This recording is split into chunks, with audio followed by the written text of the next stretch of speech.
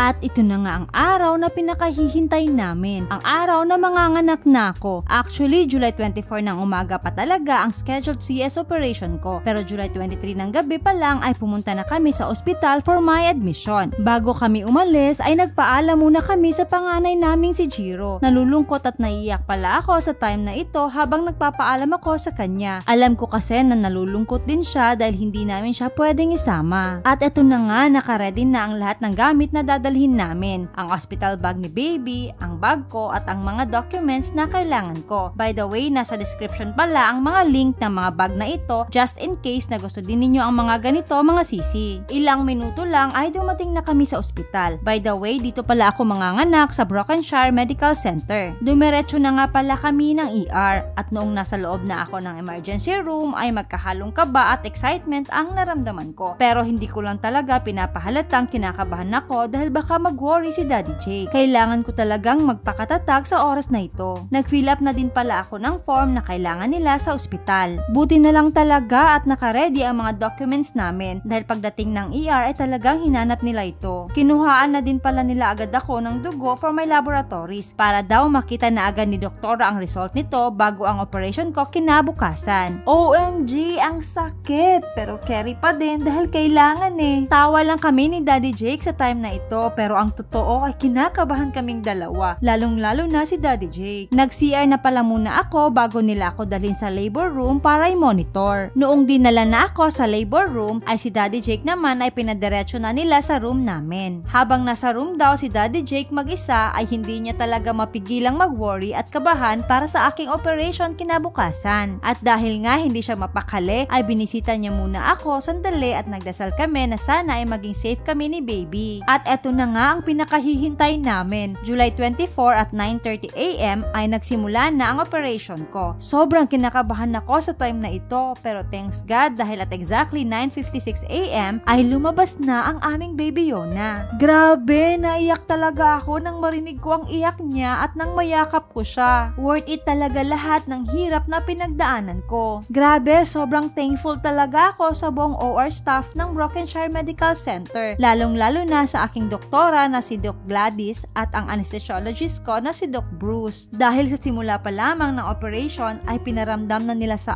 akin na magiging safe kami ni baby. Around 10:30 AM ay pinatawag nila si Daddy Jake para i-inform na lumabas na si baby Yona at para madala na din ang damit ni baby. Grabe, hindi daw ma-describe ni Daddy Jake ang feeling niya noong first time na nahawakan niya si baby Yona. Halos maluha-luha siya sa tuwa at sobrang thankful dahil safe kami ni baby. Pagdating ng 1:30 PM ay nailipat na ako from operating room to my room. Kagigising ko lang pala sa time na yan at hindi ko pa maigalaw ang aking mga paa. Pero sobrang saya ko pa din dahil nakita ko si Daddy Jake at alam kong hindi ako nag-iisa. Around 4 PM naman ay ni-room in na nila si baby Yona dahil okay naman ang lahat sa kanya. Grabe, gustong gusto talagang bumawi ng katawan ko dahil hindi ko na malayang nakatulog na pala ako. Buti na lang talaga at kasama ko si Daddy Jake. Dahil nga hindi ko pa maigalaw ang mga paa ko at nanghihina pa ako ay si Daddy Jake na muna ang nag-alaga kay baby Yona. Actually sa time na yan ay takot si Daddy Jake na hawakan si baby Yona dahil baka mabalian daw ito. Normal lang yung nararamdaman mo, Daddy Jake. Don't worry, ganyan na ganyan din ang ibang mga daddies. Medyo matagal kasing hindi nakahawak ng baby si Daddy Jake kaya ganyan.